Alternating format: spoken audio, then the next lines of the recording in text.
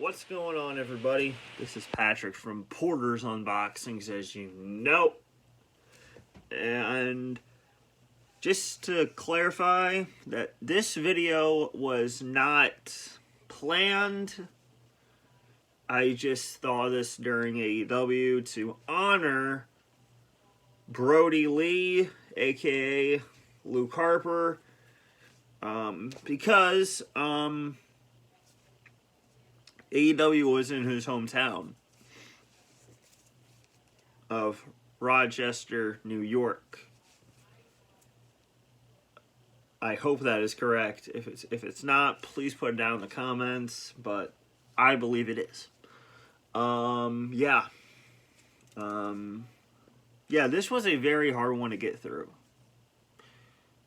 for me, because you have the Dark Order versus Matt Hardy and his family. For some reason, they don't think of Jeff Hardy as his family in AEW yet. But you know, Jeff Hardy will be there, hopefully soon. You got to see Brodie Lee's wife, -1. Brodie Lee Jr., -1.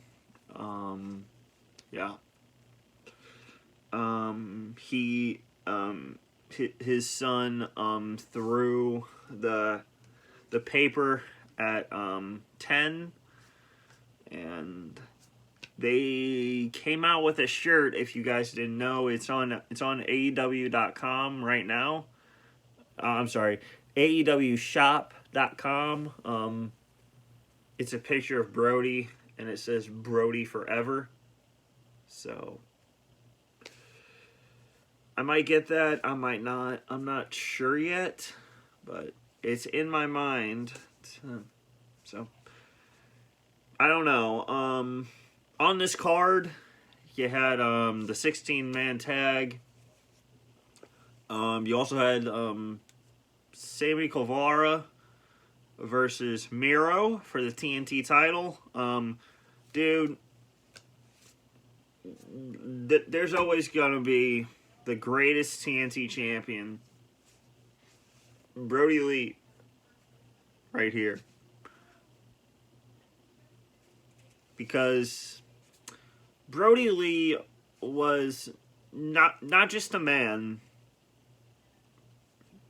and he wasn't just a person. He was an inspirational person or man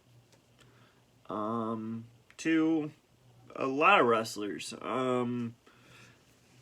Now, for me, WWE or AEW, I got around in 2010. I think Ray, Edge, and Taker were my first three. But then when the Wyatt family came around, now my grandma hated them. Well, not really hated them, like highly disliked them. First of all, she hated Bray Wyatt because of his gimmick. But that didn't really shut me down. She let me watch him. When I went over to watch SmackDown and Monday Night Raw, back in the day in 2013. So as you all know, I made a video. I can't believe it's already been 8 to 9 months since we lost Brodie. I made a tribute video to Brodie. I said I saw him in here.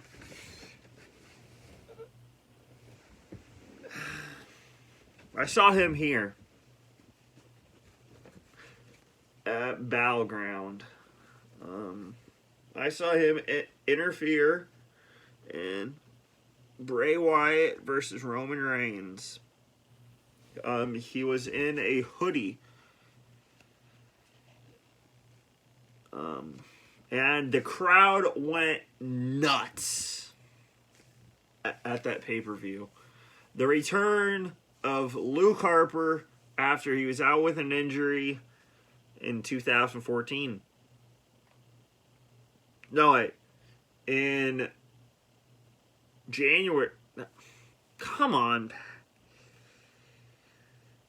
After WrestleMania 31, in that ladder match, he finally returned. Yeah. So we're in his hometown tonight.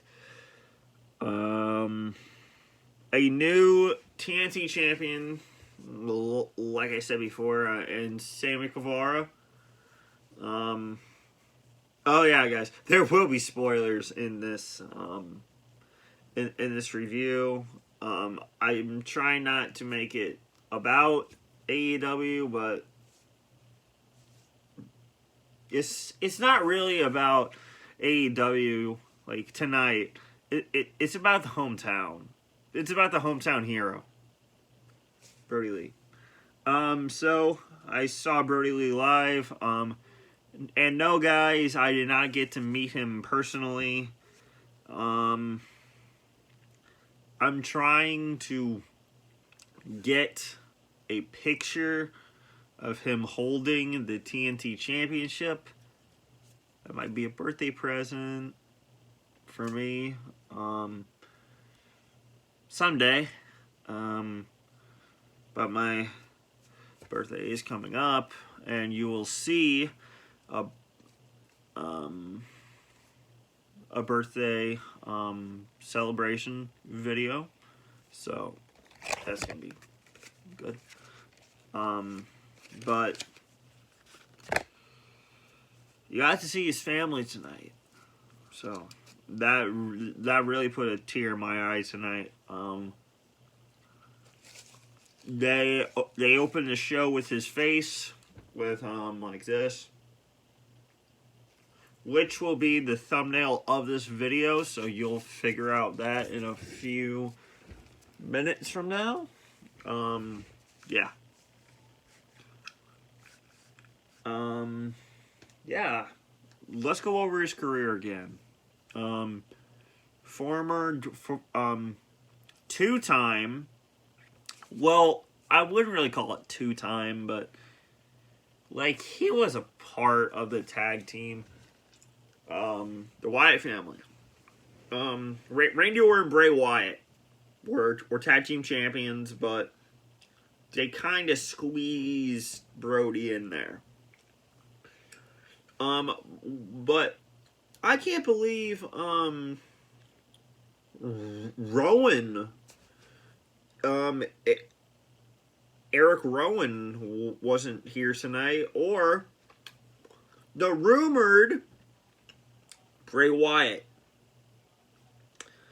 the Fiend. I'm kind of like saying, like, then why? Why was he not on the show? But that's fine.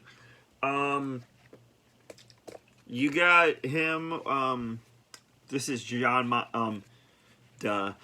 Moxley, and Brodie Lee in an AEW World Title match in his first and final AEW title match.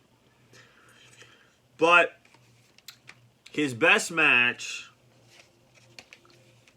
possibly for me, is his last match in AEW, besides winning the TNT Championship, is the dog collar match with Cody Rhodes.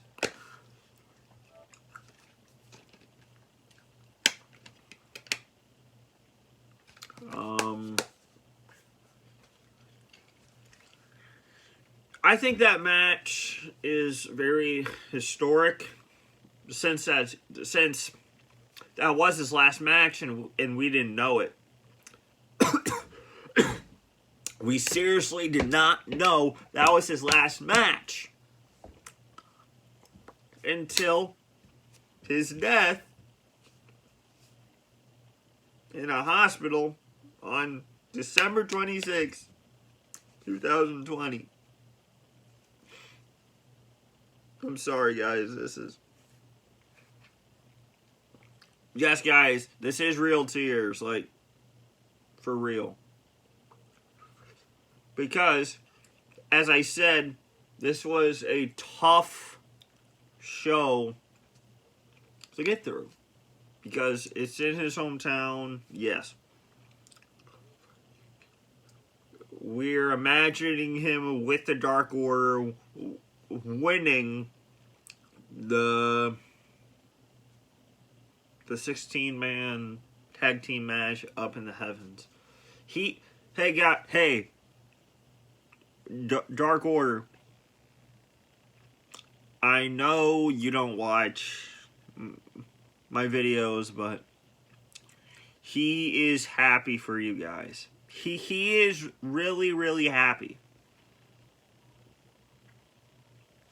And then we had Darby Allin and Jon Moxley and Eddie Kingston versus, I don't remember. But then in the middle to the end of the show, we had Darby Allin and MJF talk. So, will we be getting a Darby Allin versus MJF feud? Please? Okay. Like I said, I'm getting into MJF. I'm not real in. I'm not all in. Yeah, I'm sorry, bad joke. But yeah, like, I'm like semi-okay. I'm semi-okay with him now. Yeah, from Rochester, New York. This was I'm going to say probably a 7 out of 10 show. Just because of Brodie Lee's hometown. Sammy Guevara versus Miro, I would give probably a 6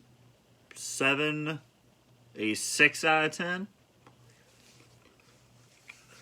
And the Dark Order, I think, gets like a 7 too. Since Brodie Lee developed the group. If Bray Wyatt actually came out, I would have said a 9 out of 10 for this show. I just can't believe he didn't show up. Now that is heartbreaking.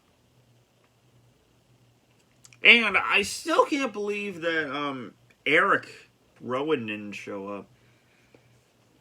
Since that was his tag team partner and the Bludgeon Brothers and the Wyatt family. So I made a video probably a year ago. Well, now probably a year ago. Called 5 Wrestlers Who I Wish Came Back from the Dead. And that link will be in the description below. Of wrestlers who died and also died way too young. And now, everybody, I think you know who I'm adding to the list. Brodie Lee. Because, dude, imagine the rivalry rekindled against Bryan Danielson. Against CM Punk.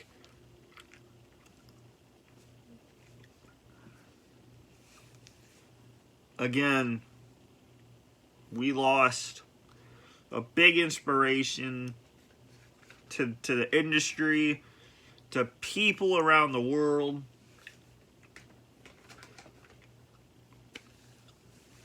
I don't know what to say about Brodie Lee. I mean, he's done it all, except win the AEW World Title. But in his mind, probably in your mind, the TNT Championship was his AEW World Championship. And do you guys think that? Like, was the TNT title the AEW title in his eyes? I'm not sure. And in Double or Nothing, if you guys watched it, which I hope you did, John Moxley did the paradigm shift through the stage to Brodie Lee on this pay-per-view. And he went through the floor. Then John Moxley got up, and Brodie Lee's dripping blood everywhere. So, and Brodie Lee goes for a Dixis clothesline, a Dixis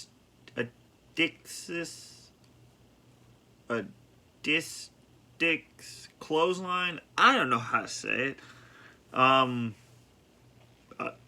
That's what you get when you're a stutterer, ladies and gentlemen. But he goes for the clothesline, and Moxley ducks, and he hits him with a paradigm shift, and Brodie Lee kicks out at 1. He kicks out at 1. Now that's a challenger right there, folks. Hungry for blood. And besides the dog collar match with Cody Rhodes, which I wish was on pay-per-view, because I don't know where to get the AEW Dynamites on DVD. I'm not paying $50 to $100 for, like, on a website I don't know to get them. That match was awesome. Yeah, dude.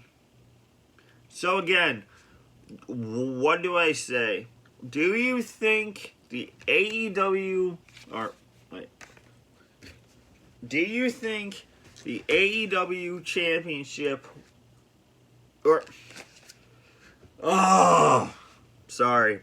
do you think the TNT Championship was Brodie Lee's way of saying, this is the AEW Championship to me? Because he will always be the TNT champion in my eyes. Every time I see the TNT Championship getting defended, I see his eyes. Like tonight, I saw his eyes through Miro. I saw his eyes through Sammy Guevara when they were fighting. And I even saw back at, I think, Full Gear, was it?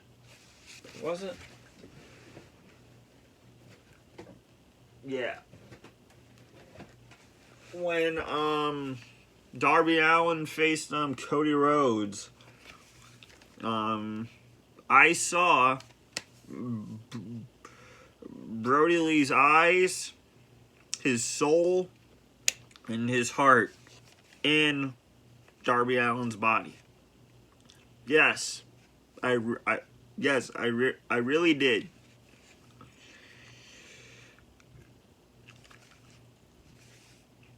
And and Brodie Lee's not even on this card because he was in the hospital. November 7th. December 26th will probably now be,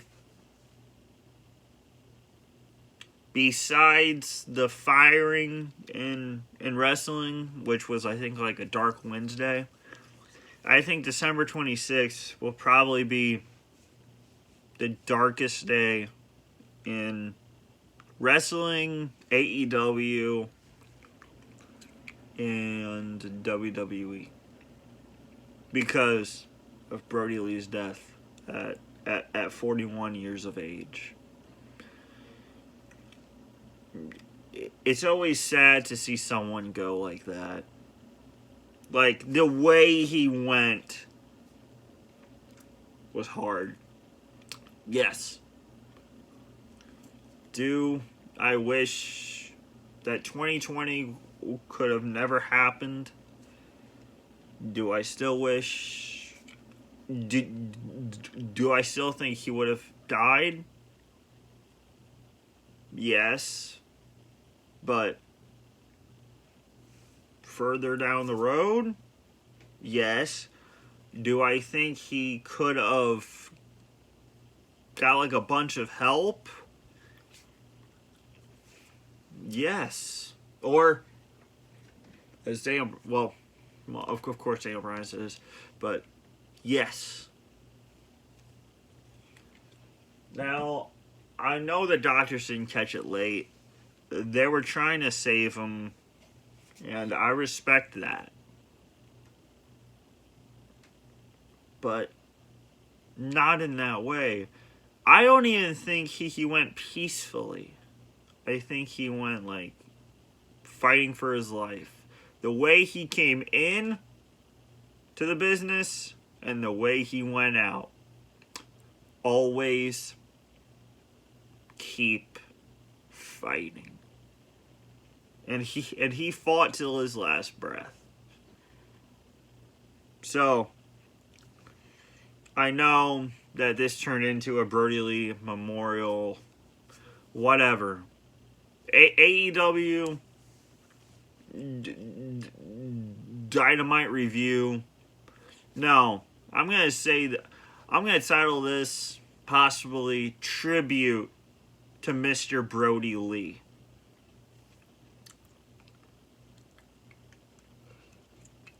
Guys, put down in the comments if you watched AEW Dynamite tonight.